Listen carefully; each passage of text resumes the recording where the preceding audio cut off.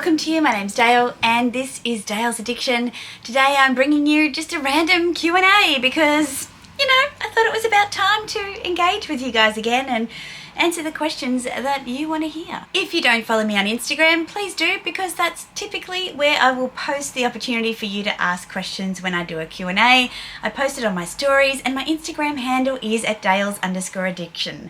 If that's not a convincing enough reason to follow me over on Instagram, I post daily outfits of the day, pretty much every day, styling my luxury handbags, shoes and other accessories. So if you want to see how bags actually get integrated into my life, go and follow me there, because you'll see I actually wear these crazy things that I buy. The other place I typically post is on my community page here on YouTube, and you can only see that if you subscribe, so if you haven't already, maybe think about it. The first question comes from Lucy_K_O. If you had to buy Mr. A bag, what would it be? So Mr. A, Mr. Addiction, my husband, what would I buy him? I think I would buy him a work bag, like a briefcase or something, probably from Louis Vuitton, probably something similar to his pocket organizer that I have for him, which is in kind of a debossed damier, all black. The thing is, he doesn't like black, he likes more of a tan leather, which is hard to find at Louis Vuitton. So that makes it a bit tricky. He wouldn't be someone that would go for monogram. But yeah, I think the best opportunity that I would have to purchase a bag for him would be something that he would use for work. But the luxury brands, they just don't do it for him.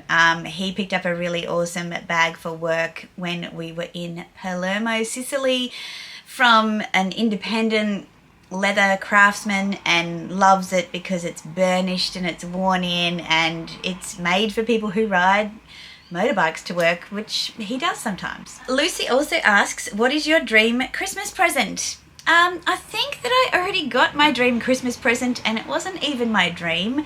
Mr. A, who we were just talking about, took it upon himself to order in a bag, not just go to Louis Vuitton, but to order in a bag for me, even after the last bag that he bought me before this one I did not like. And he picked it up for Christmas when we were just supposed to be spending $100 on each other. Literally, I bought him a kite and a bocce set.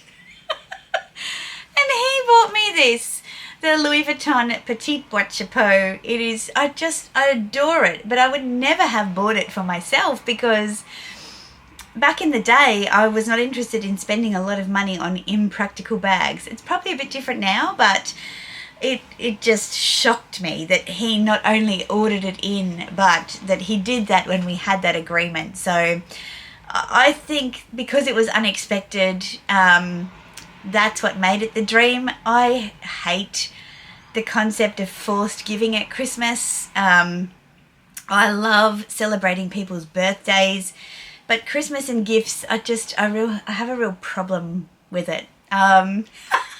So this is just amazing. G_on a mission. Hi Georgie, favourite Australian designer? Well, I have a couple.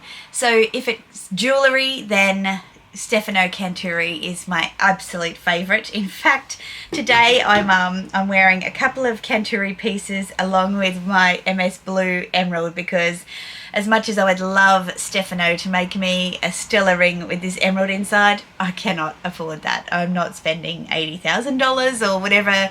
I think the one that I tried on at the time, if I've got a picture of it, I'll pop it over here. Insane. So beautiful, but I can't buy that. So I've got this Miss Blue one, which is a lab-grown gemstone, and it's quite beautiful. But these two underneath are Canturi, and if it hasn't already gone live, my favourite fine jewellery and costume jewellery collection video is coming up, and so you'll see a lot more of my Canturi pieces there. And if you're interested in checking out Miss Blue, by the way, I've got a discount code and link in the description box below, so go check them out as well. In terms of clothing, Australian designers, look, it's really tricky. Yes, I love Zimmermann, but Zimmermann is probably not my favourite. I love Alame, but probably not my favourite. Like Carla Zampatti and Bianca Spender, really unique designers, really celebrate the female form, do enjoy them. It's hard to say favourite Australian designer. In clothing, it's hard because I don't think I consistently love any particular designer. So for example, Zimmermann are bringing out a lot of 60s style prints in warm shades. They just do nothing for me, so I'm kind of off them at the moment. I love a lot of small brands like Husk and Sumi Sumi. They do lots of fun, very small collections based in Byron Bay. I love Camilla. I think Camilla Franks and the brand Camilla have really evolved from caftans to actually fashion. So it's hard. I probably don't have a favourite, Georgie. Georgie also asks, do you have a maximum number of luxury items you buy per year? No, I don't. Simple answer, no. And do you budget money for luxury? No, I don't. If I did, I think it would be a whole nother way of looking at things. Amy Kugler, any items, specific and vague, that you have on your mind for 2024 yet? Nothing specific. If you know me and my channel, you know that I don't really like to plan ahead too much.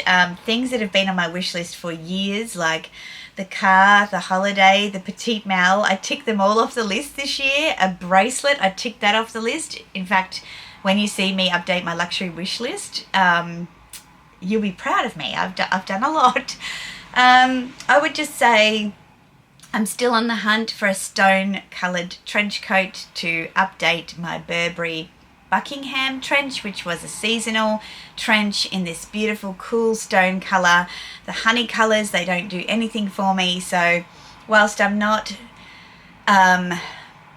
investing time in that search, I'm still passively looking for that. That's probably the only thing that really comes to mind in that space. Potentially another bangle for my stack. Dr. Masali, hi lovely. Do you ever consider resale value when considering a luxury bag purchase? No, very, very rarely. The only time I consider resale value is when I'm actually specifically looking for a pre-loved piece. So when I purchased my Chanel Jumbo, there's no way I was going to buy that from the boutique, because at the time when I bought it, I could get the Jumbo pre-loved for a full set, beautiful condition, and save like $3,000 to $4,000 on it. The same with the Louis Vuitton Neverfull that I'm using for storage at the moment. I sought this one out pre-loved because I knew the pre-loved price, given how many there are on the market, would be really good and the bags would be in great condition. So whilst I don't buy for resale, I do take resale into account when I'm thinking about whether I buy a bag brand new from the boutique or I buy it pre-loved. But that's more because I want different experiences from my purchases. Liv_4, hi Liv. What do you think of the current Fendi Crystal pieces? So stunning. Well, if I haven't already showed the video of what I think about them, it's coming. There's a Fendi unboxing. I will link it in the description box below. I do think that they are stunning.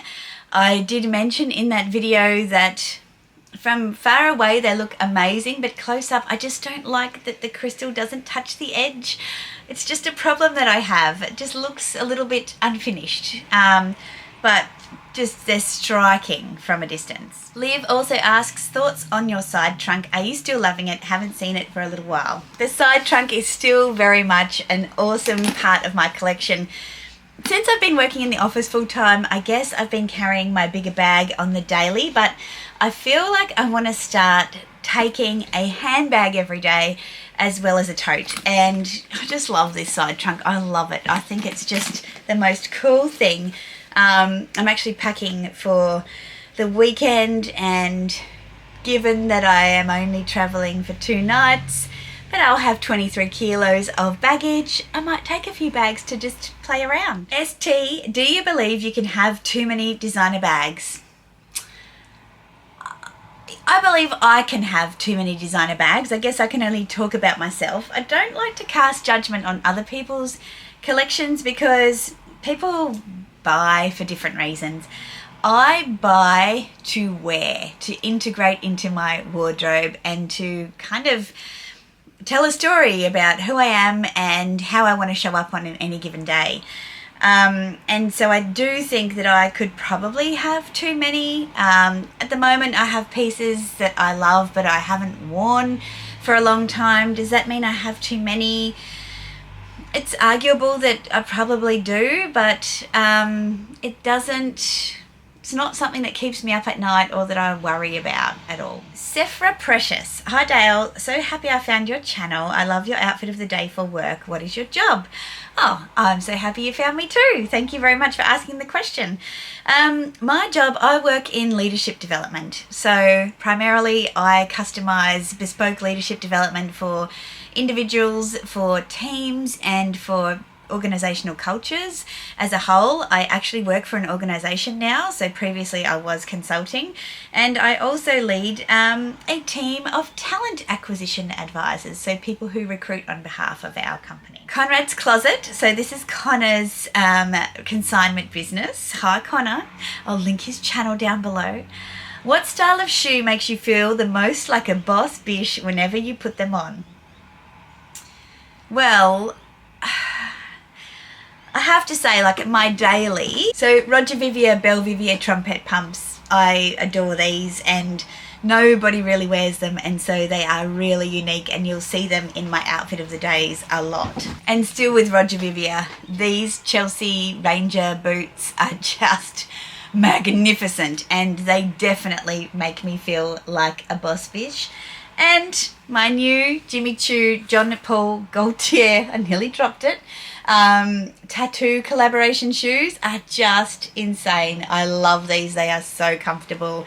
I've actually worn them to work. I wore them on my birthday and yeah, very fast becoming a favorite as well. Happy Fit Marie. Why are you so cool? That's a matter of opinion, Marie, but thank you very much for saying so. Kaz_2486, investment advice / tips to achieve your lifestyle.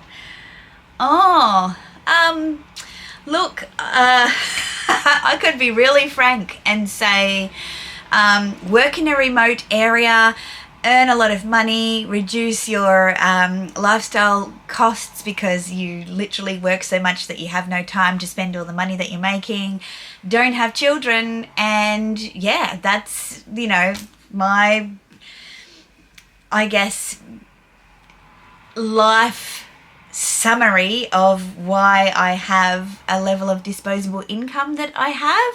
You could add to that, I worked hard, I took risks, I created opportunities for myself. You could add all the fluff in.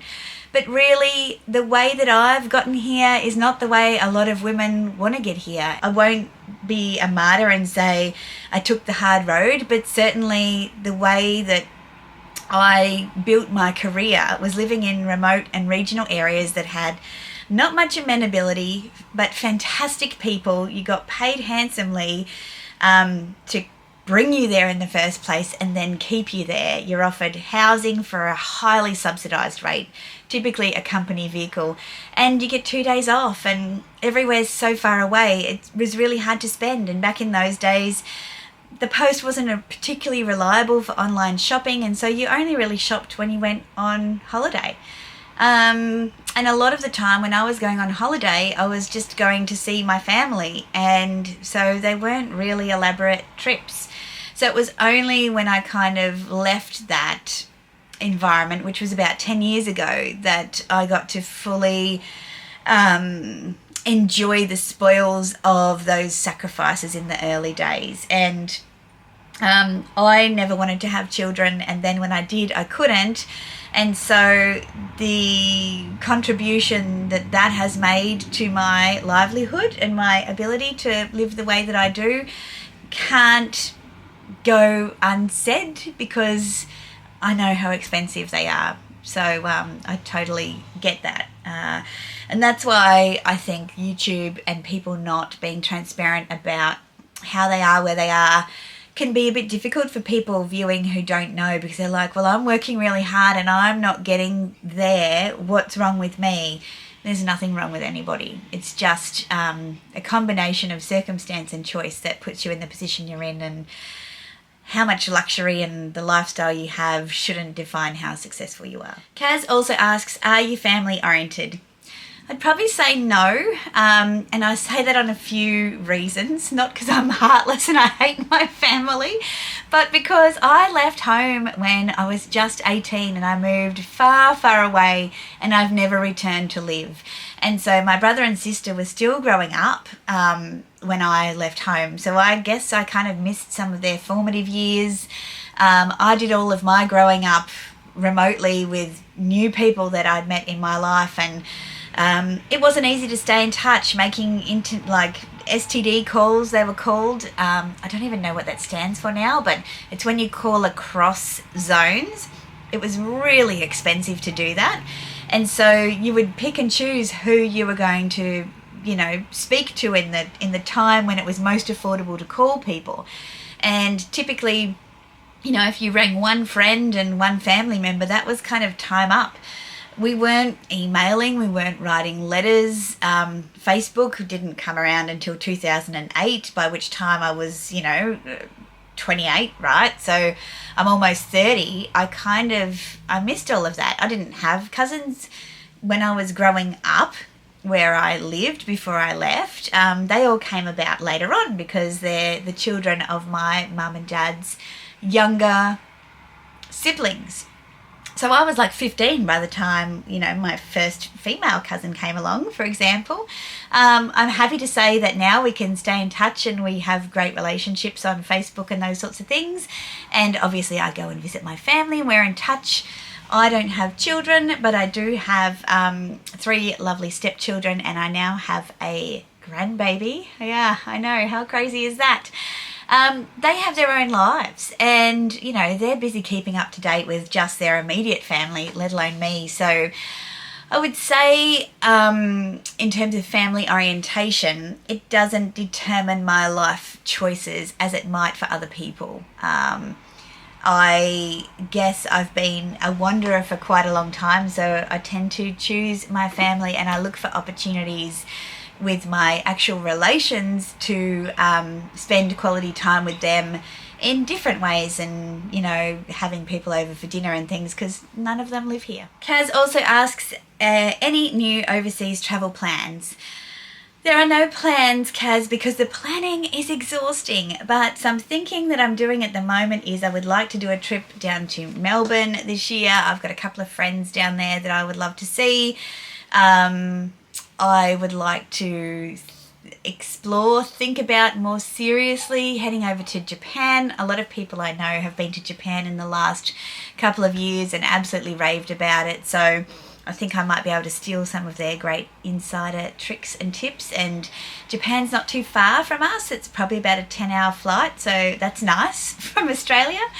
I'd also love to go to the Kruger National Park in South Africa and do a self-drive game park experience. I've talked to Mr. Addiction about it. He seems keen. I don't think he'll be keen for the 38 hours of travel it's going to take us to get there, but maybe that's something for a few years' time. But yeah, no firm plans. Kaz also asks, do you enjoy your work? Yeah, absolutely. The minute I don't enjoy work is when I am looking for other opportunities. I've always had a really high inner locus of control. So instead of thinking, poor me, why me, I hate this, I can't do anything about it, I'm the kind of person that goes, why did I decide to do this? What can I do to make it better? How have I contributed to this situation? And what am I going to do about it? So for me, it does make you less compassionate to yourself when things happen to you, because you always try and accept responsibility. But for me, if I don't love work, I'm moving on. This question, if you want to share, super personal, why you chose not to have kids. I think I'm getting better at explaining this one, and I'm happy to have a crack here, but I really enjoyed Sophie Showhead's recent video addressing this question as well. I will link that in the description box below, and I shared it on my community page. I think originally I chose not to have kids because I saw how much it limited the lives of the women that I was growing up around.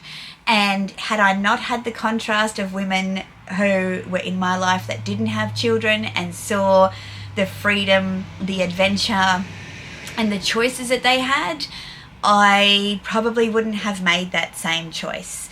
And certainly at that point in my life, I wasn't in a position to consider that I could do both, that I could have a family and children and have that freedom, flexibility, adventure, choice. And so I think from a young age, I considered motherhood as probably a bit of a trap. And if I'm honest, there are lots of people I know who are not necessarily happy that they just went down a road that was expected of them. But I have lots of friends who their kids are their lives and they just adore them and it's the best thing that's ever happened to them. I don't have FOMO because of that. I think they did the right thing for them and I think I'm doing the right thing for me. I did have a little time there where I decided that I really wanted to have children with Mr. A. He's a brilliant father and I thought, wow, I'd never imagined that you could, find someone in your life that would really enjoy it and take it on and just cherish it and love it. And so we decided to go through IVF and obviously I don't have any children, so we know how that story ends. Do I think I can have a wonderful life without children? Yes. Am I buoyed by the fact that I'm meeting more and more people who actively decide not to have children? Yes. I think the more people that talk about the choices that they make and why they make them, and I guess rid the stigma and shame associated with being a woman and not having children, the better it is for all of us. So I'm happy to do my part and share that with you. Okay, anonymous question. I've been single for years. Any tips for finding a partner? I feel like men just want thin and incompetent. Yeah, look, I'd be lying if I said I'd played the dating game very much to give you opportunity or to give you some tips in that space. What I would say is, yeah, there will be men who want thin and incompetent women, and I certainly see that in my own life, and that's because they don't want a threat. And something's obviously happened in their life that makes them get their self-worth by being the smartest person in the room and, the person with the most power. And there are women that are like that as well. I think that if you, and having watched, I guess, some friends who've been single for a long time, things that I've observed, but I certainly can't say would make any difference, is when you're choosing somebody based on their pedigree, their job, their all of the symbology of who they might be. I think that's where people tend to go wrong.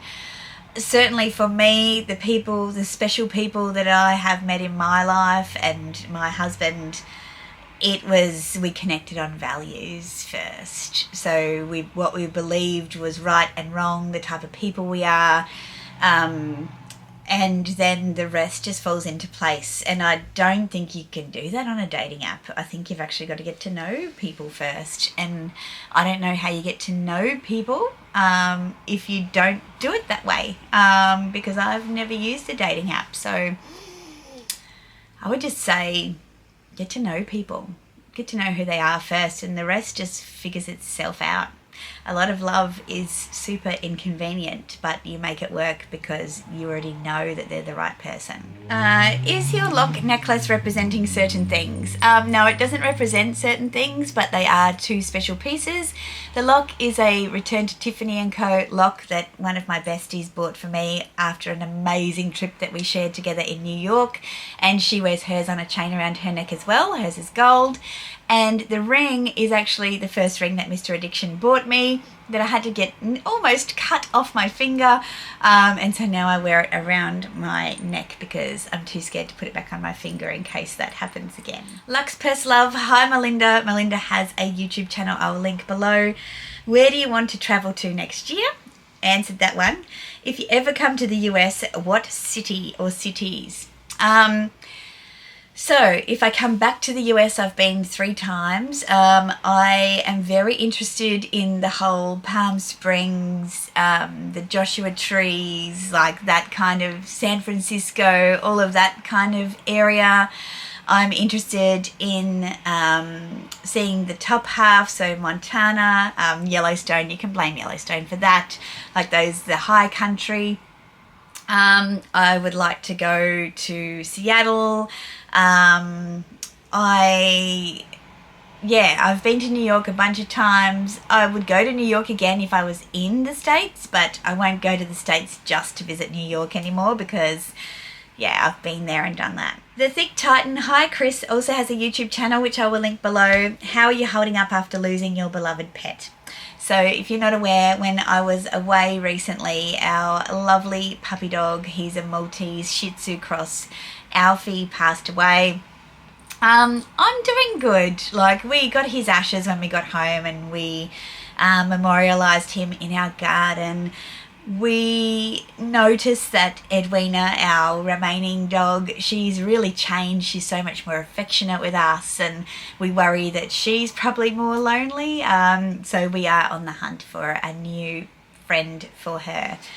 So stay tuned for that one. Thank you for asking. Amour d'Orange, absolute dream bag. If money was no objective, love your colourful collection. Thank you so much.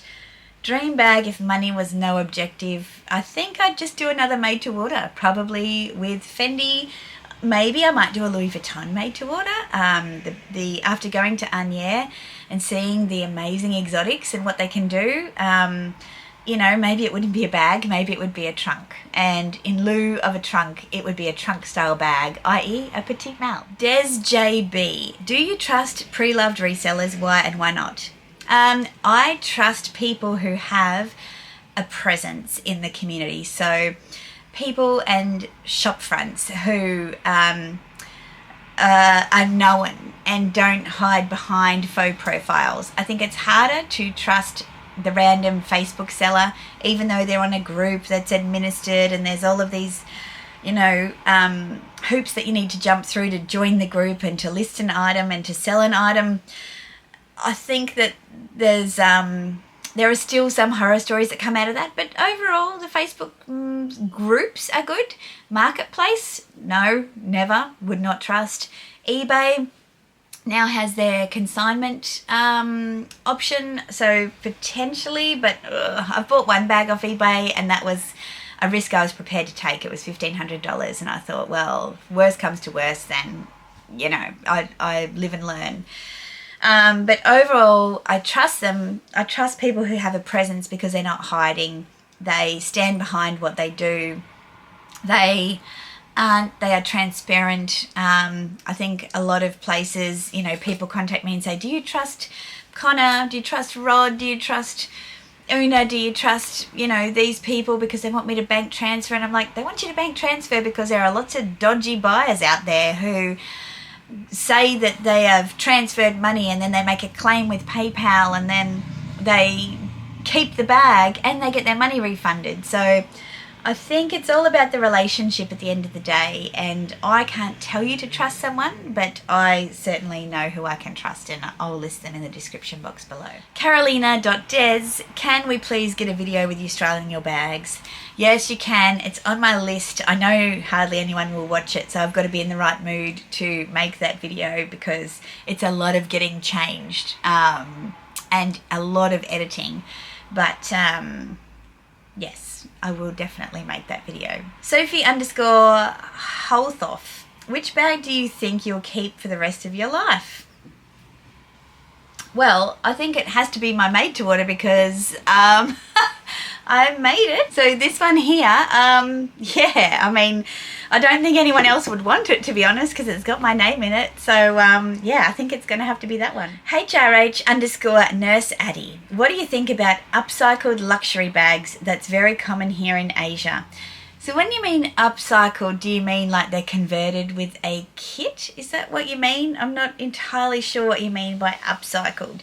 For me, I don't like conversion kits and make-do things and things that are said to be luxury, but the very essence of what they are is not luxury. I've made a video about what I think luxury is. I'll link in the description box below. But yeah, it doesn't sound like my thing. Upcycled. ZC says, when are you visiting Canada with Connor, with Meredith? No plans to visit Canada at this stage, Lizzie, but when there is, I will let you know about it for sure. And she says, by Canada, I mean Toronto. It's.just.what.I.like. Is Meredith sending you a bag to unbox this year? That was so fun. I assume you mean the advent calendar? No, because now we are in December and there is no advent calendar, and that's probably got something to do with the fact that I said to Meredith, that's just too much. A, I'm not a big fan of Christmas and buying at Christmas, and B, it's just too much. It makes me uncomfortable. But it was so generous, and so I agree, so much fun. I was very, very spoiled. If you're not familiar, check out my Grinchmas playlist. I will link in the description box below. Kate_Potter_. A skincare routine video would be great. Kate, I actually covered my skincare routine in a recent vlog. I will link in the description box below. Kate also says, can you do videos on your clothing and tag the brands in Instagram? I generally do, because I'm not a full-time influencer, it's a lot of work to do that, and I don't think the money's worth it, but I always tend to talk about what I'm wearing if it's new season especially, and I tend to add links as well. Doula289110, did you grow up with money? No. No.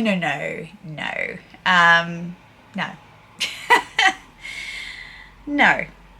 I grew up, and I guess referring to my earlier question about having children, I guess I link the two together, that certainly as much as my parents loved us, it was obvious that they had a lot of pressure on them to take care of us, to pay a mortgage, to put food on the table, to send us to school, to make sure we had lovely birthdays and Christmases. So yeah, they worked super hard, and nothing was ever for nothing. I think my dad has still probably got a loan book when we were teenagers, and if we wanted to borrow money, he would have this book that you'd have to make your payments back in. And I never borrowed money. I just was like, no, I don't want to be in debt to anybody. I'll make my own way. So I think in many ways, not growing up with money probably makes you a lot more appreciative of the impact of money when you get older, and you probably make different choices. Margaret.Brett, hi Margaret. You and Amelia Rose are great fun together. Are you going to meet up again in the future? We will absolutely meet up again in the future. I don't know when, but yeah, she's a doll, and her and I have been friends since we both started YouTube. We used to chat. We've had each other's WhatsApp for ever, and we voicemail, and yeah, she's great. Rena Hinson, hi. How often do you declutter your closet? Not enough. I think I'm like 18 months since my last declutter, Rena, so it's probably time to do that. Potentially over, the quieter times, I might be able to get it done. I know the minute I start it, it'll be easy. I'll get it done, but it's just one of those big jobs at the moment that I'm not quite ready to start. Italy Girl 72, I'm so sorry about the loss of Alfie. Any luck with getting a new brother or sister for Edwina? Thank you so much. We are on the lookout. I think we're very shocked. The last time we purchased a dog was like 2017, and a lot's happened with prices and availability and breeding since then, and it's insane, and we're just getting our heads around that so that we can then move on with selecting a dog. But we are thinking about getting a Yorkshire Terrier, or even a Norwich Terrier. Italy Girl also asks, if you had to choose one bag, which is your current favourite? Easy. It's my Petite Mal. It is just beautiful, this bag. It is absolutely my current favourite. Rena, does Edwina tell you about all of the luxury shoes she liked when you take her out?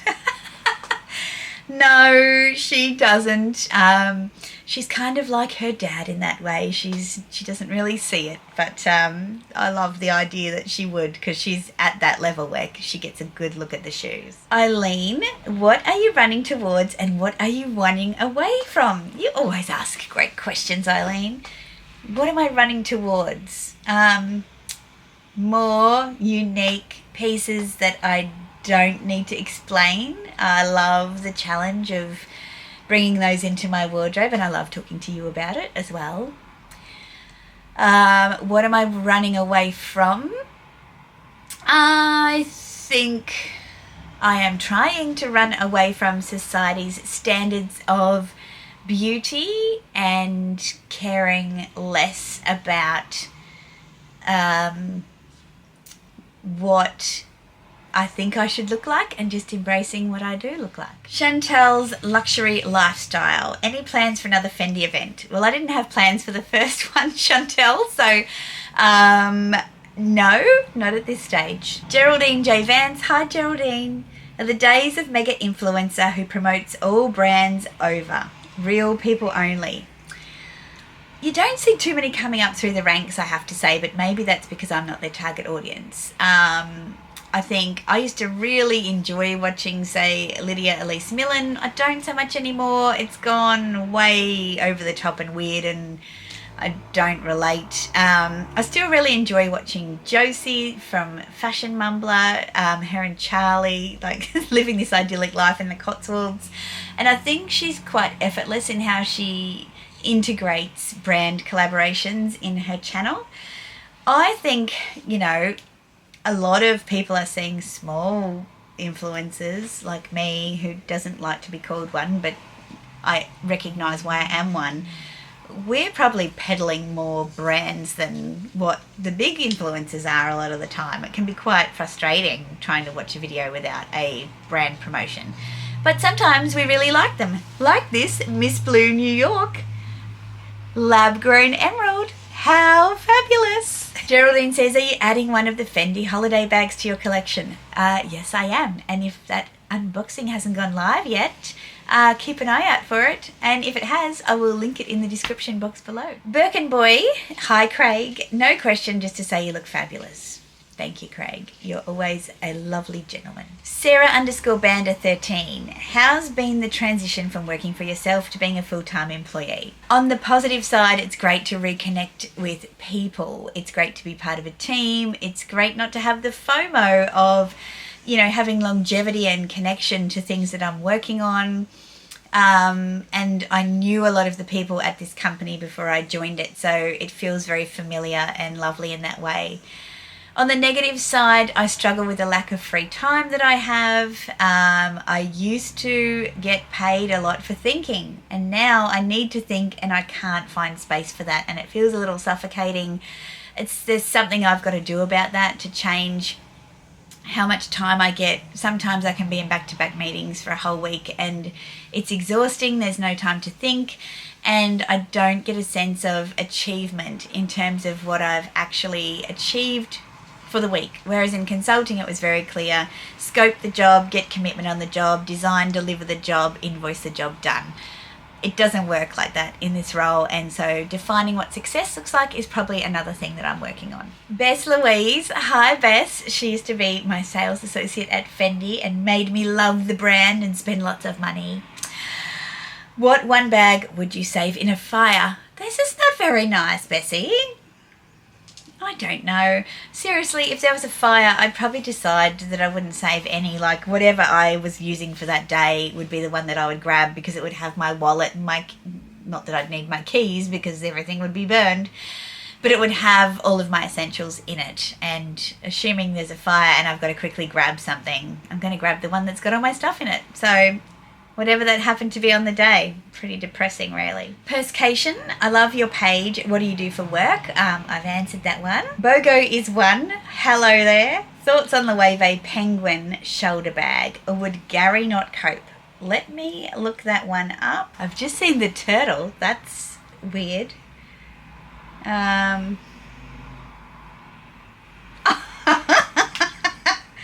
Okay, I see it. Yeah, nah, as we would say here in Australia. That is ridiculous. No, Gary's way cooler than that. And the final question comes from Bella. Thoughts on the Fendi Christmas capsule drop pieces? Say that 5 times. Fendi Christmas capsule drop pieces. Fendi Christmas capsule drop pieces. Fendi Christmas capsule drop pieces. Fendi Christmas capsule drop pieces. Fendi Christmas capsule drop pieces. Hey, I did it. I could be a newsreader. Love them. Talk about them in my upcoming or recent video, whichever side of this video it falls on, when I unbox what I actually picked up. So I will link it if it's already been released, or I say keep an eye out for it because it's coming, and I'm going to talk about the pieces that I was considering before I chose what I chose. So that's everything from this month's Q&A. Thank you so much for joining me. I hope that's given you a bit more of an insight about who I am, besides a crazy handbag lady here on the internet. If you have enjoyed this video, please give it a thumbs up and consider subscribing if you haven't already. I would love to see you back here for my regular content, which includes unboxings, reviews, styling videos, commentary on latest collections, opinion videos, and vlogs. All the regular luxury YouTube stuff. I put out videos on Wednesdays and Sundays and sometimes some extras. So until the next one,